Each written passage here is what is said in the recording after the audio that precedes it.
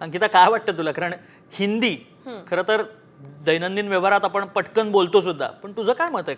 पहिलीपासून अगदी असायला हवी हिंदी? हिंदी असू दे, इंग्लिश असू दे किंवा मराठी असू दे, ह्या भाषा आहेत आणि आपल्याला वेगवेगळ्या ठिकाणी गेल्यानंतर वेगवेगळ्या भाषांचा वापर करावा लागतो. आज जर आपल्या खेड्यापाड्यातल्या मराठी शाळांची अवस्था बघितली तर तिथे मुलं फार कमी आहेत, कारण आईवडील त्यांना इंग्रजी माध्यमाच्या शाळांमध्ये घालतात. कारण मराठी शाळांमध्ये जे इंग्लिश शिकवलं जातं हे फक्त पेपरपुरतं मर्यादित राहतं, पण ती इंग्लिश बोलण्याची जी भीती असते ती मराठी शाळेत जात नाही. आणि मला असं वाटतं की त्यामुळे पालकांचा कल हा जास्त इंग्रजी माध्यमांकडे वळतो की आपली मुलं इंग्लिश बोलताना घाबरली नाही पाहिजेत.